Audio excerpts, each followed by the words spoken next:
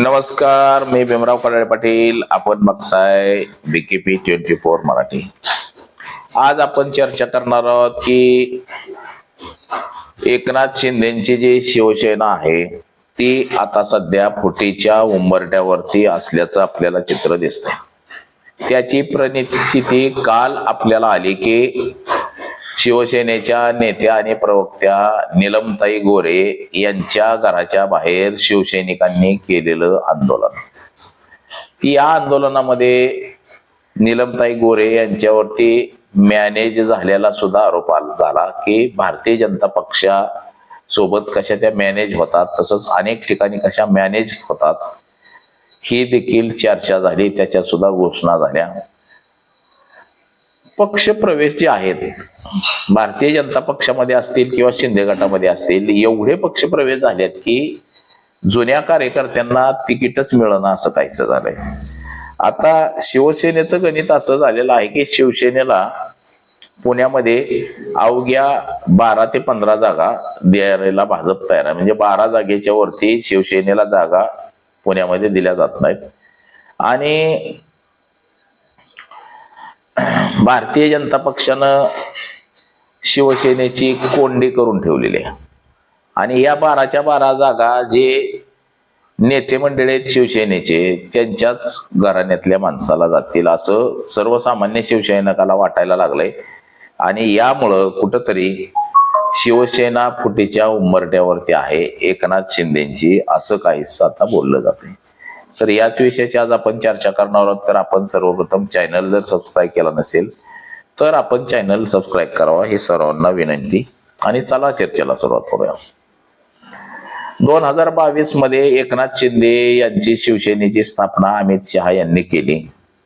आणि तसं पाहता ही शिवसेना म्हणजे अमित शहा यांच्या इशाऱ्यावरती चालते. त्यामुळे शिवसेनेचे जे संस्थापक अध्यक्ष ते अमित शहा आहेत असं संजय राऊत हे वारंवार म्हणत असतात. 2022 ला एकनाथ शिंदेंना महाराष्ट्रामध्ये मुख्यमंत्री केलं गेलं. त्यानंतर मात्र 2024 ला त्यांना सोयीस्करपणे बाजूला केलं गेलं आणि भारतीय जनता पक्षाचा या कार्यकाळामध्ये मुख्यमंत्री झाला. आणि तेव्हापासून एकनाथ शिंदेच्या शिवसेनेला घरघर लागल्यासारखं झालंय. भलेही 57 आमदार निवडून आलेले असतील तरी सुद्धा भाजप जेवढा एकनाथ शिंदे यांना दाबण्याचा प्रयत्न करता येईल तेवढा दाबण्याचा प्रयत्न करताना आपल्याला दिसतंय. तसंच आता महानगरपालिकेच्या निवडणुकांमध्ये सुद्धा झालेलं आहे. नगरपालिका नगरपंचायतीमध्ये सुद्धा झालेलं आहे.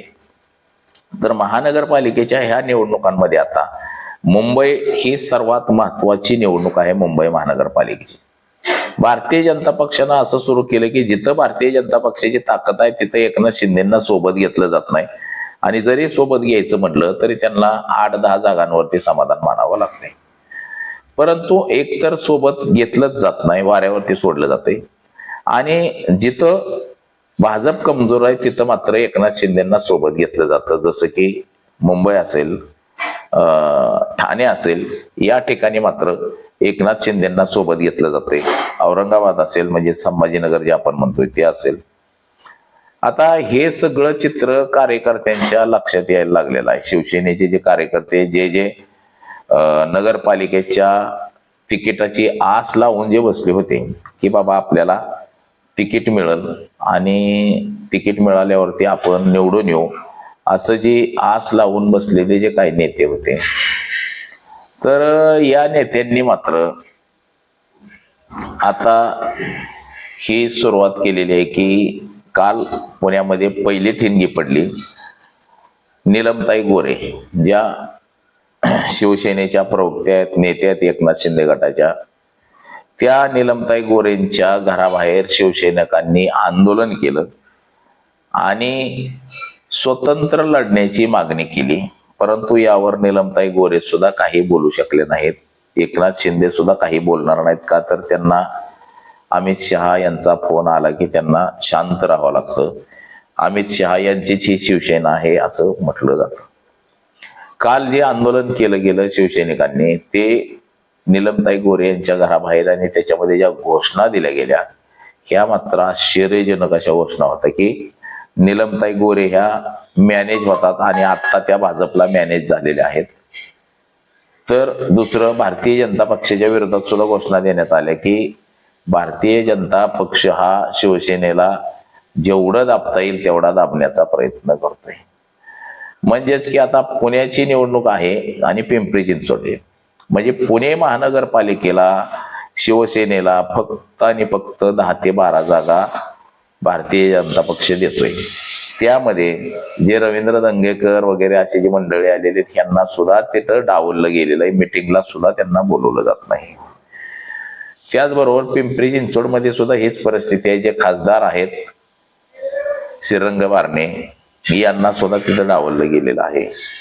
आणि दोन्ही ठिकाणी शिवसेनेची वाताहत झालेली आहे. त्याचबरोबर मुंबई महापालिकेला सुद्धा 50 जागांपेक्षा जास्त जागा द्यायला भाजप हे शिवसेनेला तयार नाही. म्हणजे भाजप 160 जागा लढवणार आहे, शिंदेला 50 जागा, आणि उर्वरित ज्या काही 7-8 जागा 10-12 असतील त्या मात्र अजित पवारांना द्यायचं त्यांचं चाललेलं आहे. मग एकनाथ शिंदेची जी शिवसेना, हृदय सम्राट बाळासाहेब ठाकरे यांची शिवसेना म्हटलं जातं, तर ही कसली शिवसेना असं कार्यकर्त्यांमध्ये संभ्रम निर्माण झालेला आहे. आणि यामुळं एकनाथ शिंदेच्या शिवसेनेचे जे कार्यकर्ते आहेत हे सगळे सध्या नाराज असल्याचं आपल्याला दिसतंय. आता ह्या नाराजगीचा फायदा किंवा फटका नेमका कोणाला होतोय हे सुद्धा आता पाहणं गरजेचं झालेलं आहे. परंतु एकनाथ शिंदे यांची शिवसेना मात्र फुटीच्या उंबरट्यावरती आहे, असंच काहीसं चित्र आपल्याला सध्याच्या तरी राजकारणावरून दिसते. मग एकनाथ शिंदे यांची जी शिवसेना आहे या शिवसेनेचं भविष्य नेमकं काय? आता जर अशा पद्धतीनं जर म्हणजे ज्या जागा दिल्या जातात ह्या तर सन्मानपूर्वक जागा नाहीतच. पुण्यासारख्या ठिकाणी 165 नगरसेवक असताना जर 10-12 जागा जर मिळत असतील, मग जी शिवसेना आपण सांगत होतो की बाळासाहेब ठाकरेंनी कधीच कुणाला जुमानलं नाही, ती शिवसेना नेमकी कुठं आहे सध्या? हा विचार आता कार्यकर्त्यांच्या मनात राहिलेला. त्यातच ठाणे महानगरपालिकेचे सुद्धा अनेक जणांनी, पदाधिकाऱ्यांनी राजीनामे दिलेले आहेत आणि राजीनामे देऊन वेगळा विचार करतील असं काहीच चित्र दिसतंय. म्हणजे आपण पाहिलं की 2 माजी महापौरांनी राजीनामा दिलेला आहे आणि ते एकनाथ शिंदे यांच्यावरती प्रचंड नाराज असे झालेले आहेत की शिवसेनेचं एवढं मोठं स्वतंत्र अस्तित्व असताना आपण भारतीय जनता पक्षाच्या पुढं लोटांगण का घ्यायची असं काही कार्यकर्त्यांचं मत आहे. परंतु एकनाथ शिंदे यांना निर्णय घेता येणं की काय असं कार्यकर्त्यांना वाटायला लागलेलं आहे. तर अशाच काही कारणांमुळं शिवसेना सध्या आता फुटते की काय असं काहीच चित्र सध्याचं निर्माण झालेलं आहे. तर या अशाच कारणांमुळं नीलमताई गोरे यांच्या घरासमोर जे आंदोलन झालं हे याच कारणांमुळे झालं.